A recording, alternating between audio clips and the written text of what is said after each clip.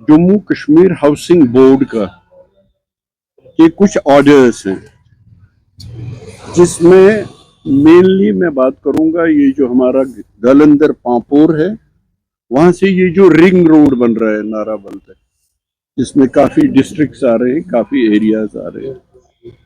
एक तो ये बात है कि ये जो मेरे पास housing Jammu Kashmir housing board का है, इट इज डेटेड 9/10/2024.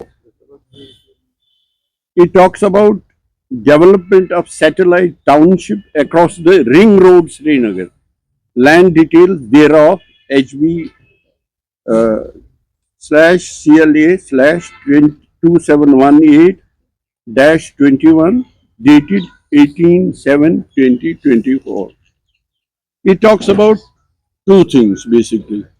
एक तो हम रिंग रोड बना रहे हैं, काफी रिंग रोड बन रहे हैं, तो एक रिंग रोड है ये जालंधर पांपोर से लेके नाराबल तक, ये रिंग रोड आ रही है।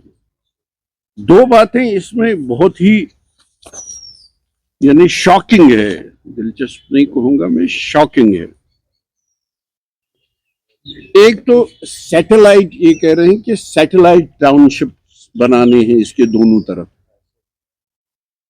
अब सैटेलाइट टाउनशिप्स बनाने हैं नेशनल लेवल पे, जो है हम तो कहते हैं जो बीजेपी वाले हैं, जो लॉज इन्होंने एक्सटेंड किए, मगर वो लॉज जो हमारे फेवर में जाते हैं, जिसमें जम्मू कश्मीर के लोगों का फायदा होगा, वो लॉज एक्सटेंड नहीं करते हैं।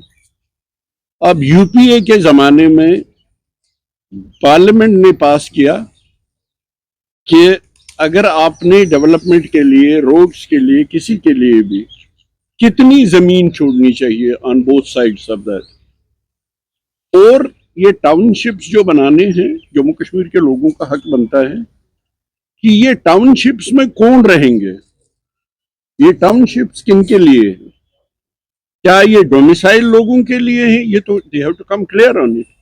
क्या ये डोमिसाइल जम्मू कश्मीर के लोगों के रहने वाले के लिए है, क्योंकि उन्होंने कहा है उसमें दोनों तरफ से रोड के कोई भी कुछ खड़ा नहीं कर सकता, कोई स्ट्रक्चर नहीं, कोई शॉप नहीं, कोई रेस्टोरेंट नहीं, नथिंग, बल्कि टाउनशिप, वो उसमें आप लोग कुछ भी कंस्ट्रक्ट नहीं कर सकते हैं।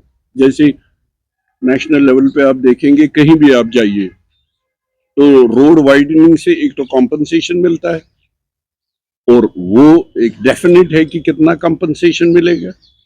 और रिंग रोड, ये जो जिस रिंग रोड की मैं बात कर रहा हूं, ये बहुत शॉकिंग और भी है। Depth of both sides of ring road सुन लीजिए आप, 500 मीटर्स दोनों साइड में इसे छोड़ दो, 500 मीटर्स में इनको सैटेलाइट टाउनशिप्स बनाने on both sides of the road. वो कितना हुआ, यानी नो कंस्ट्रक्शन 500 मीटर्स में। इसका मतलब है हाफ ए किलोमीटर उस साइड में, हाफ ए किलोमीटर इस साइड में, कोई आप कुछ कंस्ट्रक्शन खड़ा नहीं कर सकते, कुछ भी नहीं कर सकते।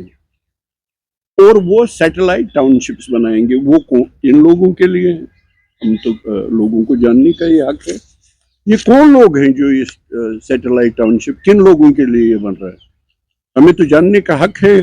जब इलेक्टेड गवर्नमेंट है तो इनको तो जवाब देना पड़ेगा, इनको तो लोगों को सुनना पड़ेगा। इसीलिए मजबूर होकर महबूबा जी ने कहा, पीडीपी ने कहा, हम तो बात करें, हम तो ये बात अपनी इलेक्टेड गवर्नमेंट तक पहुंचाएं कि इन दो चीजों का जवाब दीजिए, क्योंकि हमें सवाल पूछना हमारा हक है कि इनको कंपनसेशन इंक्रीज कीजिए,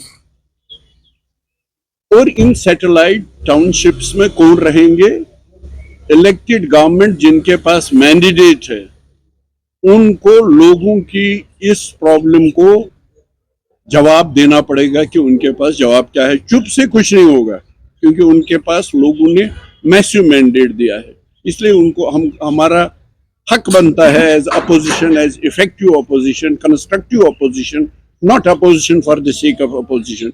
हम इनसे सवाल पूछें और ये लोगों को जवाब दें, पीडीपी को न जवाब दें, लोगों को बताएं, और इन दो सवाल जो हमारे वजूद से ताल्लुक रखते हैं, नेशनल कॉन्फ्रेंस का एजेंडा ठीक है, मंशूर, ये बाकी चीजें मैं नहीं कह रहा हूँ, वो भी करनी पड़ेगी जो इन्होंने वादे किए हैं, उसमें टाइम लग सकता है। मगर मैंने सुना कि और ऐसी बहुत सी रोड्स बन रही हैं हमारे इस लैंड डेफिसिट स्टेट में। तो इलेक्टेड गवर्नमेंट को जवाब देना पड़ेगा लोगों को कि ये सैटेलाइट टाउनशिप्स जो बना रहे हैं इसमें कौन रहेंगे, और डेफिनेट हैवी कंपनसेशन देना पड़ेगा। और हमारी हार्टिकल्चर लैंड, एग्रीकल्चर लैंड जो सुकड़ के रह जाएगी, जैसे मैंने आपको कहा कि वो लैंडलेस हो जाएंगे विद इन 5 years, इसका इलेक्टेड गवर्नमेंट को, जिनके पास मैसिव मैंडेट है, इन सवालों का जवाब देना होगा।